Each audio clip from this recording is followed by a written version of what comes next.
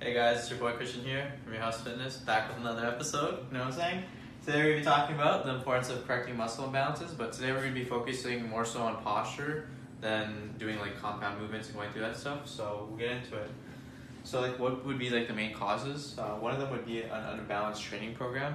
What I like to add on to this is not here would be like lifestyle, so like sitting down for too long, stuff like that would also be a number one culprit. So like an example of unbalanced training program would be like overtraining chest and not incorporating like an equal amount of pulling movements to off balance all those push movements. So why is this bad per se? So over time you're going to reinforce poor movement patterns. You're going to develop a tight upper chest, forward shoulders, stuff like that. You possibly could develop chronic pain and increase your risk of injury when doing like day-to-day movements. So what will this lead to? Poor posture, like I just said, forward shoulders, or we have lower crotch syndrome, which is like an arched lower back. Muscle imbalances of opposing muscles.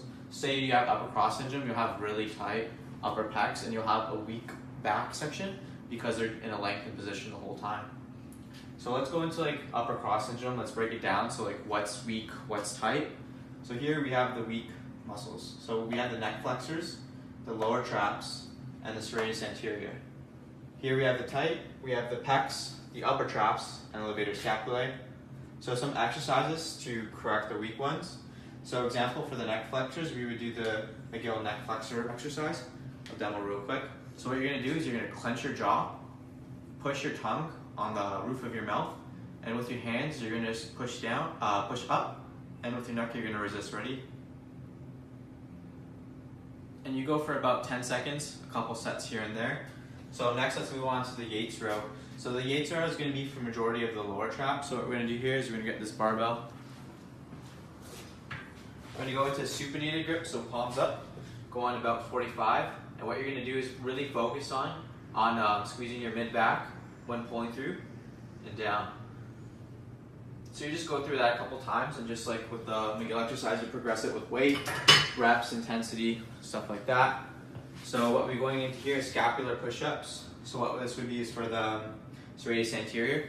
So what you would do is go into a push-up position, let your shoulder blades come back, let them go forward, back down, and forward again.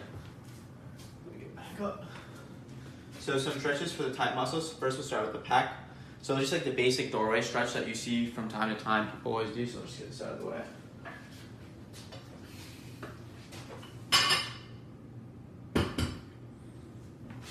So basic doorway stretch, what you would see, either you would see people go into a lunge and go through like this. You can really feel a nice stretch on the upper pecs and go forward. And just lean forward accordingly based on what you need for stretching for you. And here we would go into the upper traps. So nice tight upper traps, what you do. So you tilt your head completely to the side, grab with your opposing hand, hold, and then release. So here we have for the levator scapulae, so it's the back of your neck. So what you would do, you'd get your head, twist sideways, pull straight down. You should feel a stretch across over here. And hold, repeat other side. Same thing goes for all these muscles. What we're gonna go now into is into lower cross syndrome. So here we have weak, we have the abdominals and the glute max. Reason being, we're in a lengthened position, both sides. You have a nice arched lower back, which is not that great and eventually would become painful. And here we have tight hip flexors and erector spinae.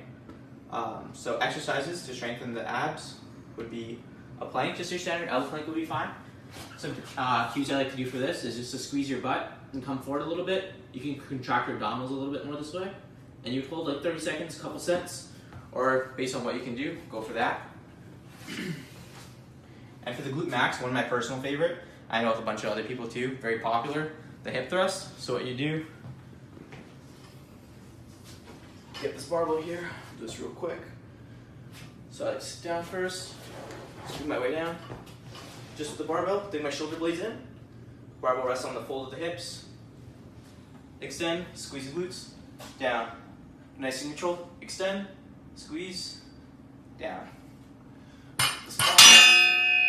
Off of myself.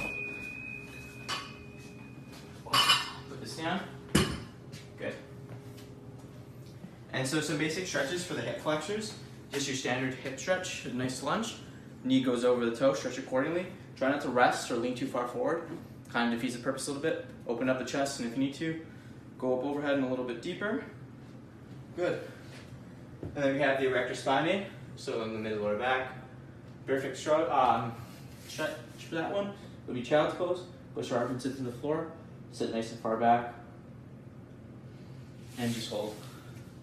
So guys, that's been another episode. Correcting muscle imbalances for posture. Hope you guys can take something away from this. Don't forget to follow us on Instagram. Check us out.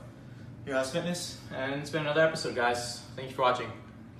Boom!